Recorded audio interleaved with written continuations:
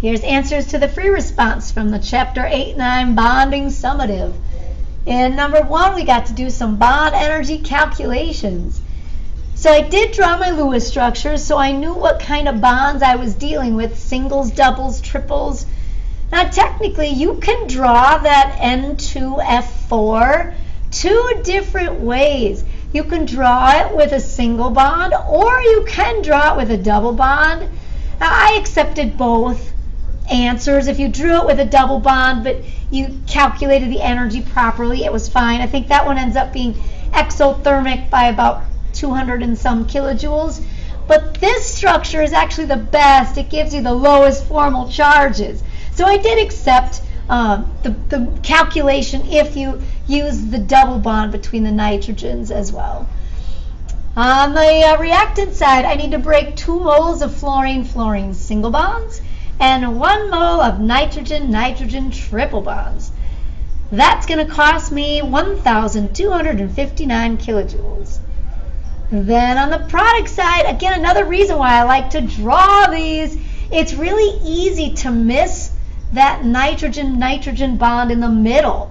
Like everybody kind of knows there's going to be 4 bonds between the nitrogen and fluorine. But if you don't draw it, sometimes you miss some of these inner bonds. So I have 1 nitrogen single and the 4 nitrogen fluorine singles on the outside. Now this comes out to be a positive, but I need to make it negative because these are bonds being formed on the product side. Energy is released when bonds form. It actually ends up being a net gain of 1 kilojoule, endothermic by 1 kilojoule. The second part of this question had a graph. You had one of 2 graphs, and it says that there's something inaccurate about the student's graph. They're looking at the changes in potential energy and internuclear distance for the nitrogen triple bond and the fluorine single bond. Now really, nitrogen and fluorine are pretty similar in radius. The atoms are both in the 2nd energy level, and maybe there's a little bit stronger attraction in fluorine, but by radius they're pretty similar.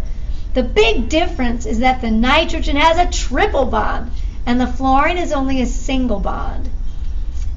Alright, so we've got internuclear distance versus bond energy. If you take this low point, which is really the only point on the graph that I care about, and I follow it upward, I get the internuclear distance. And this seems right, that a triple bond should be a shorter bond, so I'm maybe only at like about 100 picometers versus somewhere around 300 picometers for the single bonded fluorine. So I have no problems with the internuclear distance. It should be shorter for a triple bond. But if you follow it across, technically this is the energy released when the bond forms.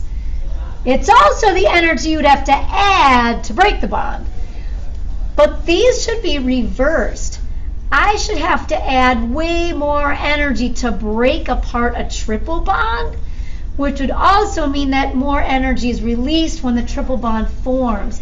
So that triple bond should be at a lower potential energy level. More energy should have been released when it formed, meaning more energy would have to be added to break it. So maybe something that would have looked like this would have been correct, where this point was at a lower energy level than the single bond. Now the other option, which is also good to just have 2 different graphs to practice, here was another one that was given. Alright, same concept. I'm looking at the bond energy and the bond length for the triple bonded nitrogen versus the single bonded fluorine. Now this one's got the bond energies correct. That if I follow this across, yeah, that triple bond should release way more energy than a single bond, because on the flip side, I would have to add more energy to break apart the triple bond. I like that part. However, if we follow this up, here's our problem. The internuclear distance for the triple bond should be shorter. So it's almost like these graphs should just be like, I don't know, like that fluorine graph should be pushed to the right a little bit. Maybe something that would have looked like this. I don't know. Maybe something like that, where the fluorine bond would now be at a higher internuclear distance than the triple bonded nitrogen. Those should be shorter. Good questions. And you would have had one of them, and the other one is a great one to review. The second free response gave you 4 structures for some selenium compounds. The key with part A is that you had to use formal charge. So you had to show the formal charges. You didn't have to show all the math, but you had to show the formal charges and use formal charge to explain which structure was the most stable. So then we would say structure B, because all formal charges are 0. Formal charge being the number of valence electrons right off the periodic table minus the number assigned in the drawing. Now, lone pairs count solely for that atom. Bonded pairs are split 50-50. So a single bond counts 1 electron for each atom. A double bond counts 2 electrons for each atom in the bond. Now that was kind of the key with part A. You had to use formal charge. We're looking for formal charges that are all 0, or at least low formal charges, meaning that I've assigned the number of valence electrons the atom would normally carry. If I had to have any negative formal charge, I would like it to be on the more electronegative atom, which in this case would have been the fluorines. And so in A, we've got some negative formal charge, but if there were extra electrons, it's more likely that they would pull toward the fluorine than an oxygen. Having 0 formal charges is always the best option. Structure C is a trigonal pyramid. It's got 4 total electron groups. We don't care if they're single bonds, double bonds, triple bonds, or lone pairs. There are 4 electron groups on a selenium. Now, one of them is a lone pair. So this is going to be based on a tetrahedral structure. But the top spot's my lone pair. Now the angles are based on 109.5, but because of the lone pair taking up more space than a bonded pair, we had to say something slightly less than 109.5. Now the answer key from the grading report is actually pretty generous. I mean, some of us said like 107.5, 108 is acceptable. Just don't start getting too close to 90.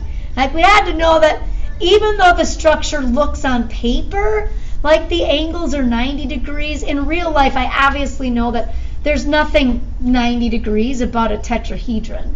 So something slightly less than the 109.5. 108, 107, somewhere in there was acceptable. Part C, which is a more polar bond. It should have been the selenium fluorine, and the key here is electronegativity. You had to say electronegativity.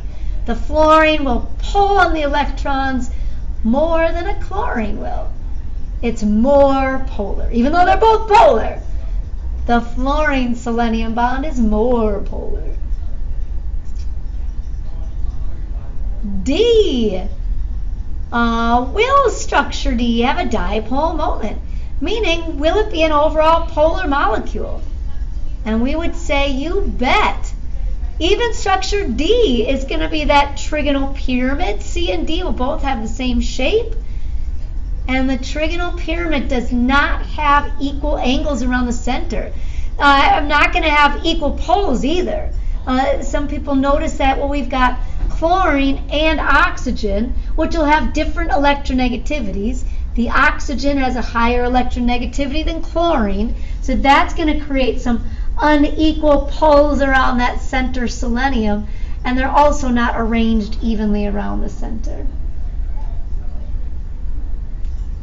And finally, in E, structure B is not likely to exist if we replace that center selenium with an oxygen. Even though selenium and oxygen are both in the same group, they both have 6 valence electrons. You cannot extend your octet if you're not in the 3rd energy level or beyond, where d orbitals are available for those extra electrons beyond the octet.